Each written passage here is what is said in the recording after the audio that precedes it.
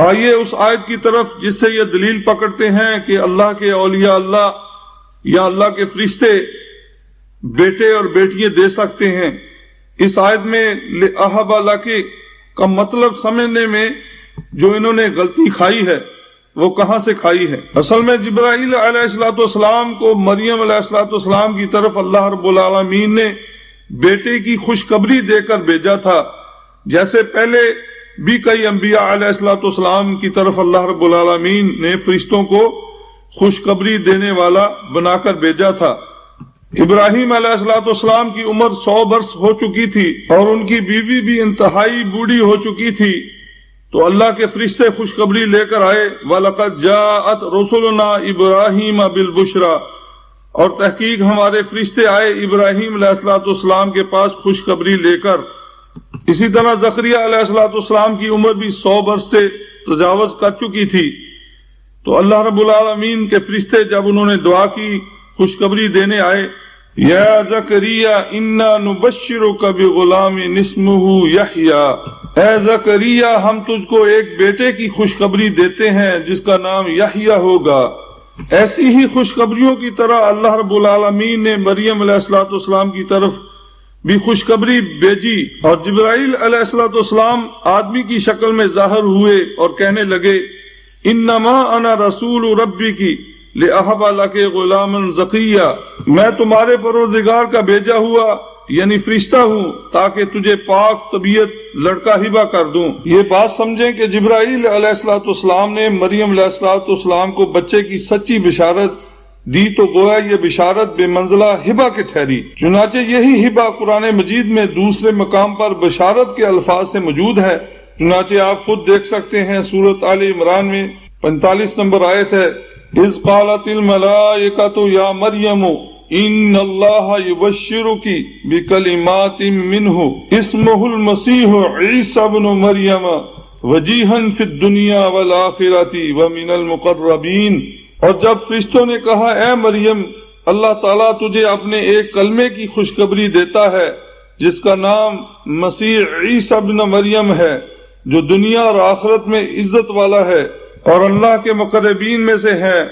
یہ بات سمجھیں کہ القرآن یفسر بعضہ ببعض، قرآن کریم اپنی تفسیر بعض حصے کی بیان خود کر دیتا ہے۔ اللہ تعالیٰ ایسے پیچیدہ مسائل کو خود ہی دوسری آیات کے ذریعے تشریح و معنی اور تفسیر بیان کر دیتے ہیں تاکہ انسانوں کو تکلیف نہ ہو، سمجھنے میں غلطی نہ لگے، کہیں ٹھوکر نہ کھا جائیں۔ اس لیے یہاں ہبہ کا معنی اللہ نے اس آیت کے اندر بشارت لیا ہے۔ اگر آج کا ولی لوگوں کو بچہ ہبہ کر سکتا ہے تو پھر انبیاء علیہ السلام خود اپنے بچے کو پیدا نہیں کر سکتے تھے اور خود ہر چیز نہیں کر سکتے تھے جو آج کے اولیاء اللہ کر سکتے ہیں، نعوذ باللہ۔ اللہ رب العالمین نے زکریا علیہ السلام کے متعلق ہمیں بتایا ہے کہ انہوں نے بڑھاپے میں آ کر اللہ سے دعا کی، فَحَبْ لِي مِن لَّدُنْكَ وَلِيًّا، اے اللہ مجھے اپنی جناب سے بچہ ہبہ کر۔ میرے بھائیوں اور دوستو، یہ اتنا بڑا مسئلہ تھا کہ اگر قرآن کریم میں اس قسم کی بات ہوتی تو اللہ رب العالمین واضح آیت میں ہمیں بتا دیتے اور نوٹیفیکیشن جاری کر دیتے کہ میرے ساتھ میں نے دوسرے بھی شریک بنائے ہوئے ہیں،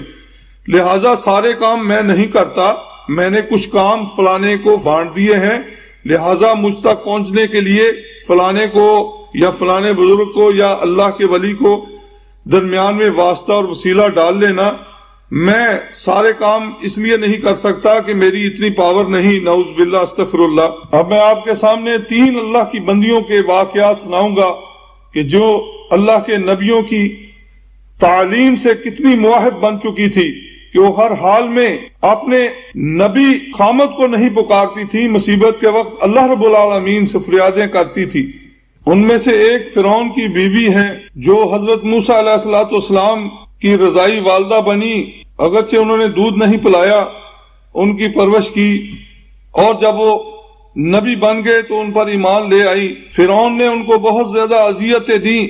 آخری وقت میں جب سب سے زیادہ مشکل ان پر آ پڑی تو انہوں نے اللہ رب العالمین کو پکارا، نہ کہ موسیٰ علیہ السلام کو واسطہ اور وسیلے کے طور پر اللہ کے دربار میں پیش کیا۔ وَضَرَبَ اللَّهُ مَثَلًا لِلَّذِينَ آمَنُوا امْرَأَتَ فِرْعَوْنَ، اور اللہ تعالیٰ نے ایمان والوں کے لیے فرعون کی بیوی کی مثال بیان فرمائی۔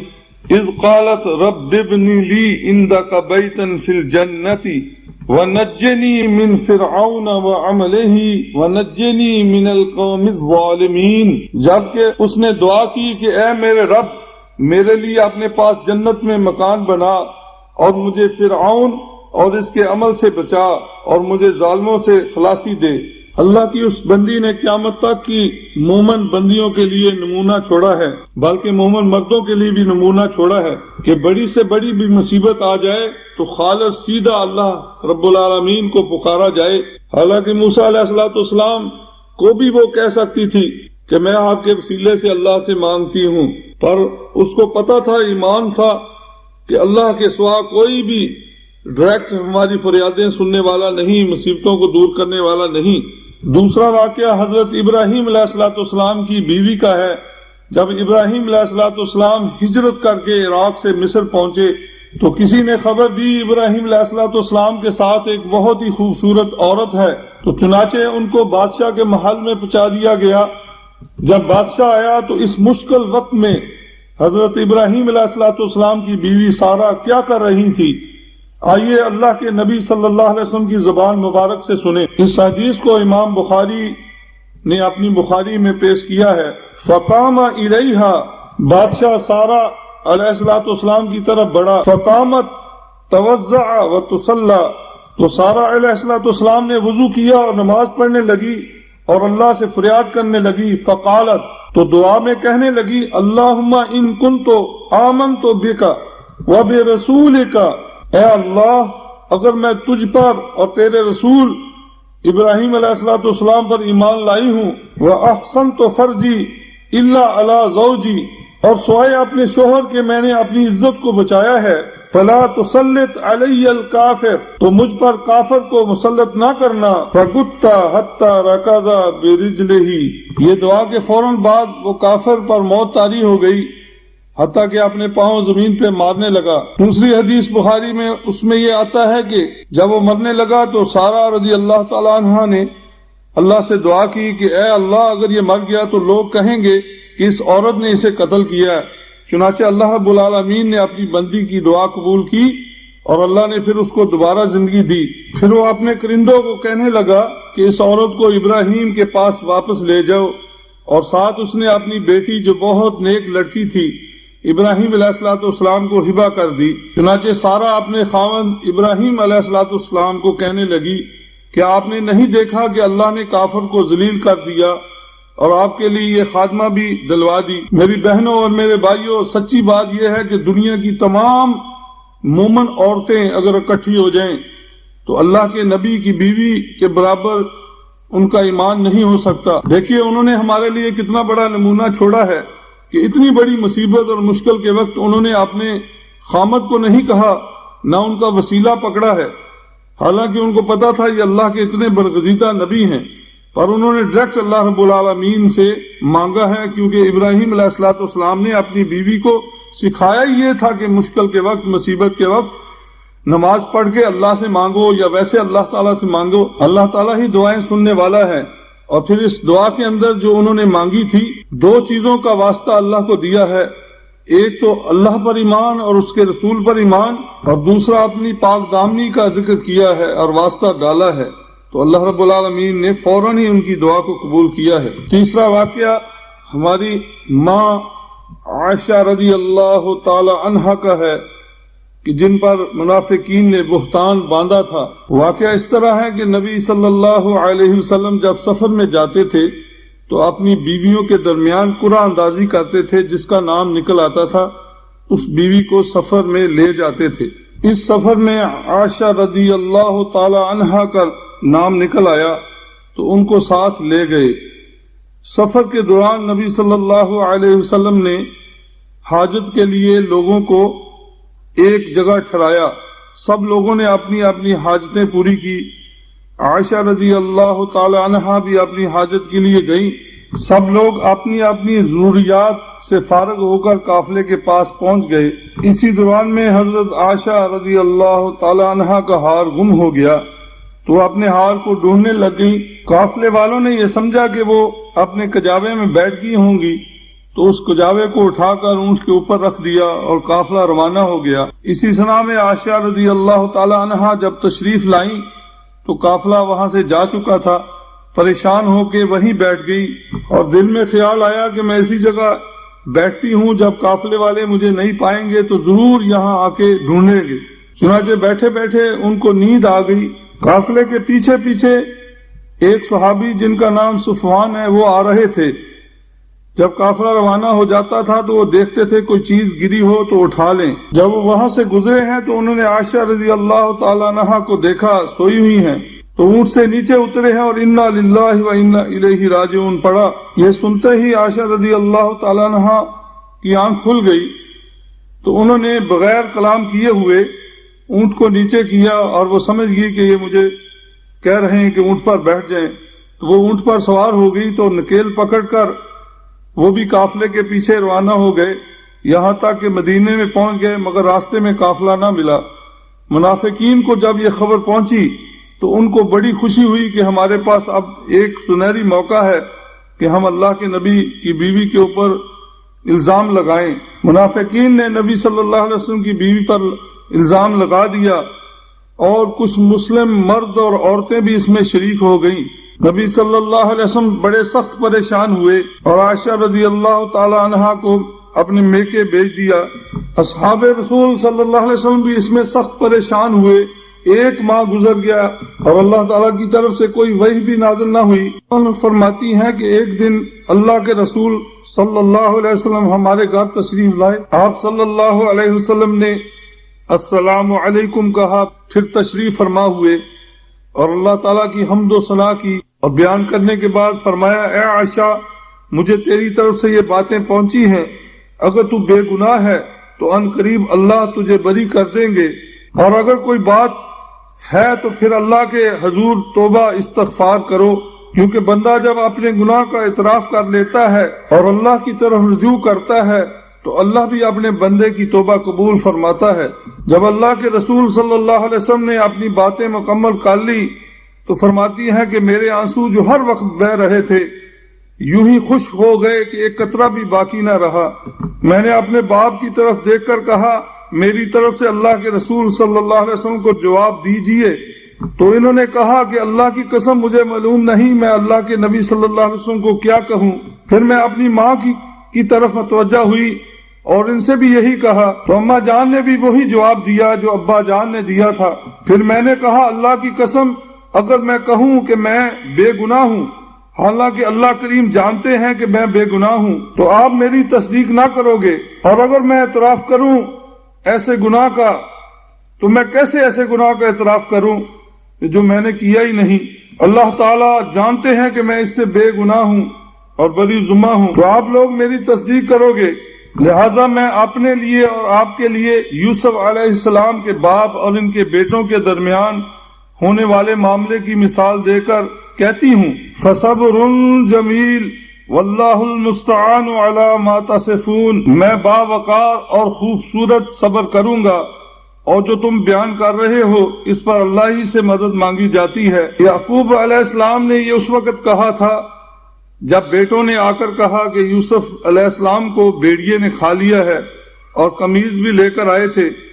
تو اس پر انہوں نے اللہ سے مدد مانگی ہے، نہ کہ انہوں نے غیر سے مدد مانگی۔ عائشہ صدیقہ رضی اللہ تعالی عنہ فرماتی ہیں، اس کے بعد میں اپنے بسترے پر جا کر لیٹ گئی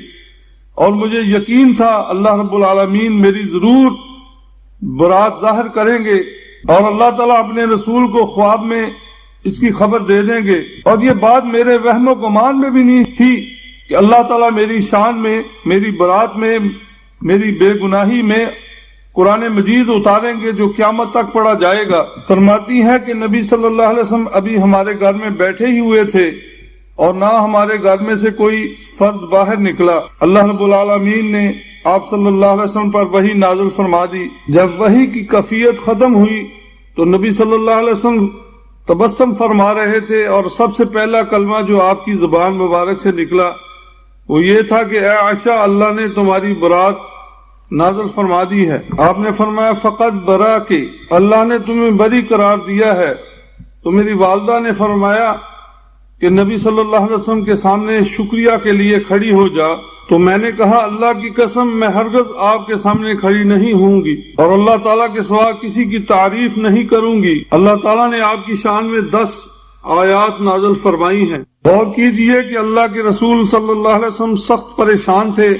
ہماری ماں بھی پریشان تھی، مگر نہ تو اللہ کے رسول صلی اللہ علیہ وسلم اپنی اس پریشانی اور مشکل کو حل کر سکے، اور نہ ہی ہماری ماں نبی صلی اللہ علیہ وسلم کو بطور وسیلہ اللہ کے دربار میں پیش کرتی ہیں۔ وہ تو ڈائریکٹ اللہ سے مانگ رہی ہیں۔ اس میں تمام دنیا کے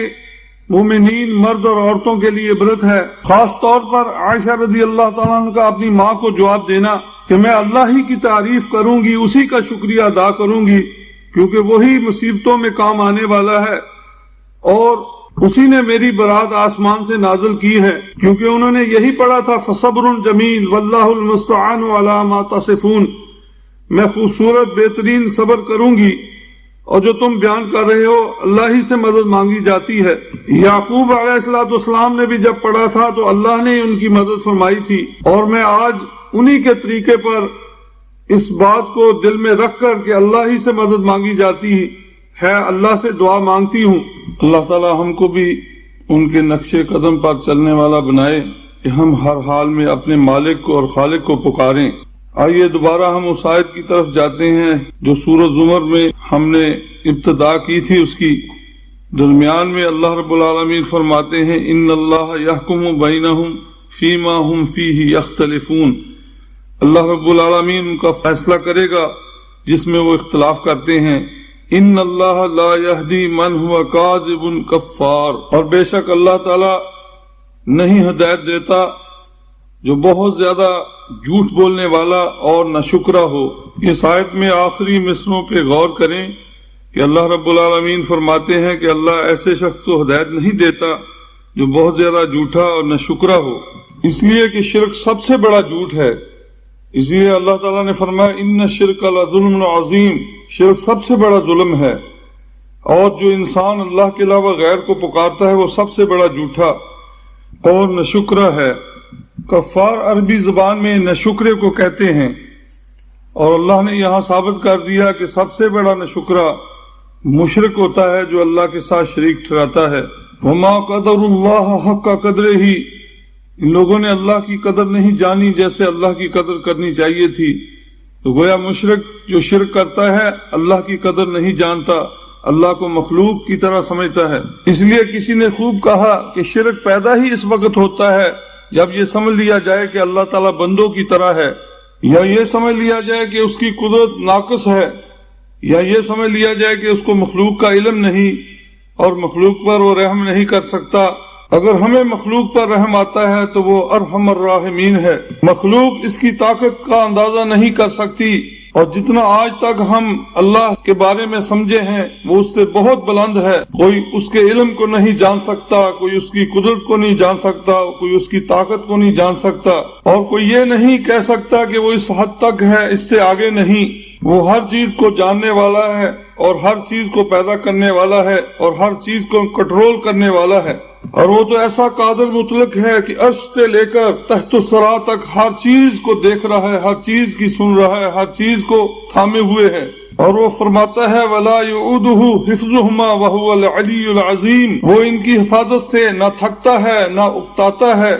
وہ تو بہت بلند اور بالا اور بہت بڑا ہے۔ یہ ناشکرے غیروں سے امیدیں رکھتے ہیں، اللہ سے امیدیں نہیں رکھتے۔ غیروں سے تجھے امیدیں، اللہ سے نا امیدی، یہ کافری نہیں تو بتا کافری اور کیا ہے۔ ہر ایک کے احسان کو مانتا ہے پر اللہ کے احسان کو نہیں مانتا۔ اگر کوئی اس پر ایک بار احسان کرے تو 100 بار اس کا شکریہ ادا کرتا ہے، اور جس کے احسان ان گنت ہے اس کا کوئی شکر ادا نہیں کرتا۔ اس کے ساتھ ہی وسیلے کا بیان ختم ہوا۔ اللہ رب العالمین ہمیں بھی اور سارے جہان کے مسلمانوں کو اس پر عمل کی توفیق عطا فرمائے اور حقیقت